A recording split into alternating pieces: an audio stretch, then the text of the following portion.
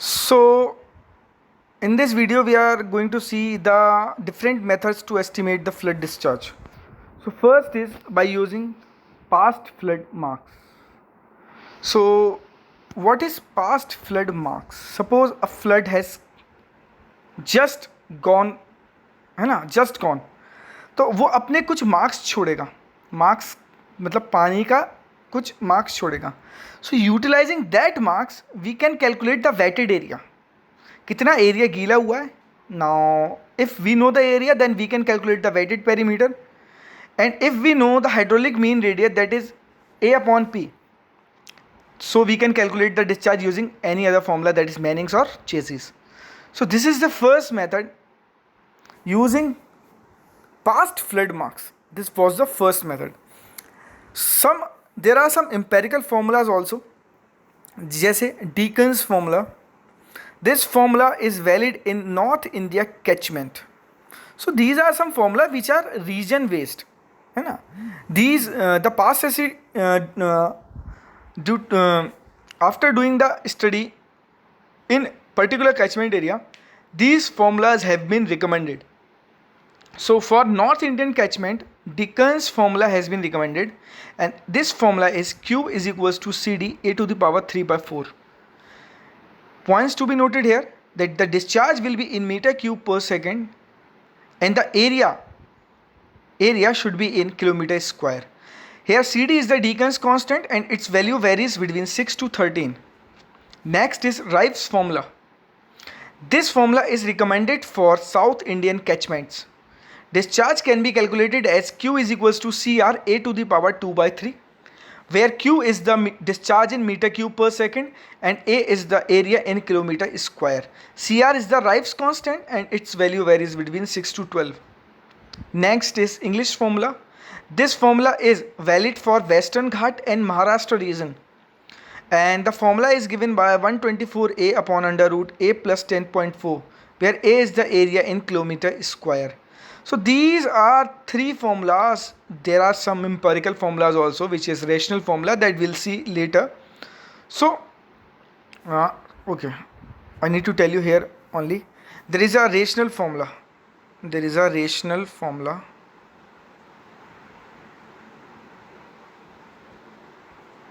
This formula is also an empirical formula.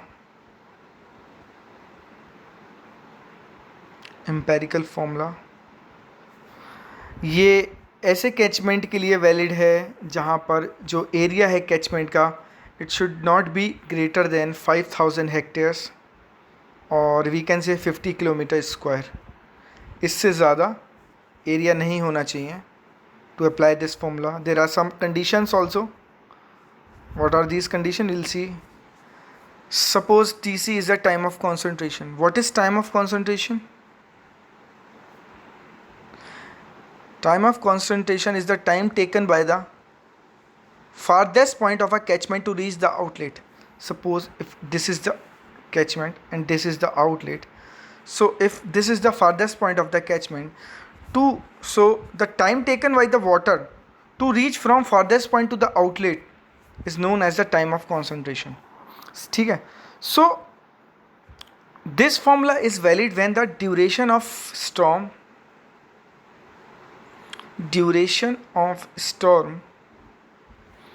is greater than or equal to the time of concentration. So this is the main thing that we need to understand to apply the rational formula, is that the duration of storm should be greater than or equal to the time of concentration, that is Tc. Next,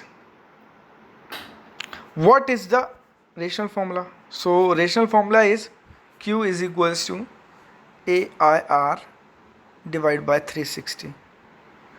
So A is area of catchment,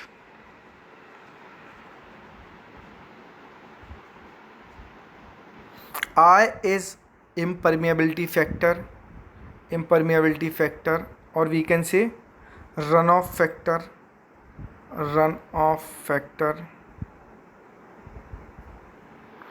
Area, catchment area in hectares need to Understand. Area here in hectares. I is the impermeability factor or runoff factor, or R is wait for a minute. R is rainfall intensity in mm per hour.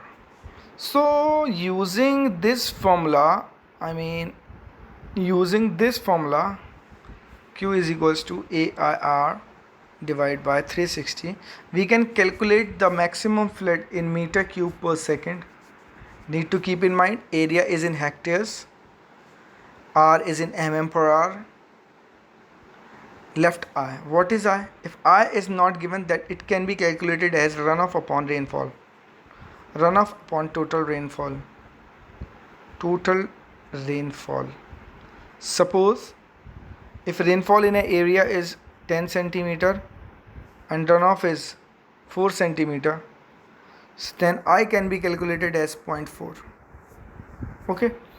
So this is all about the rational formula, and I have told you the application of this rational formula. Next, first we will see some numericals on rational formula. We'll take this numerical. Suppose this is the numerical where I is given, area is given in kilometer square. So area is given in 0.85 kilometer square. So 0.85 into 10 to the power 6 meter square. So it can be written as 85 into 10 to the power 4 meter square. So 10 to the power 4 meter square ko we can write in hectares as 85 hectares. So point to be noted there, that area should be in hectares to apply the rational formula. So we have converted the area which was in kilometer square to the hectares. Okay, next, given time of concentration. If point to be noted here, if duration of storm is not given, that it can be taken equal to the TC. Okay, and TC is given in the question is 30 minutes. In hours it can be written as 0.5 hours. Okay, so 0.5 hours. Next, what is given? Rainfall. Rainfall is given, which was 50 mm. Okay, 50 mm. So we need to convert it in mm per hour as per our formula. So 50 mm divided by 0.5 mm बारिश हुई है, so it will be like 100 mm square. It will be like 100 mm per hour. Now we have all the values put in the formula. Q is equals to AIR divided by 360. We have area in hectares as 85. I in the question is given as 0.3. R we have calculated as 100 mm per hour divided by 360. Okay, after calculating this, we will got the answer Q as 1.667 mm per meter cube. Okay, meter cube per second. Okay, this was the answer for our question. Okay, so this is the very important question, and other question can be done in the same way also. Here area is given in kilometer square, so converting the area in hectares, so it will be 1.5 into 10 to the power 6. It can be written as 150 hectares. So we have calculated the area which was in kilometer square to the hectares. So 150 hectares was the area. Next, I is given, and TC is given and P is given. TC is 28 minutes, P is 48 mm. So R can be written as 48 divided by 28 minutes. So 28 minutes can be written in hours as 60.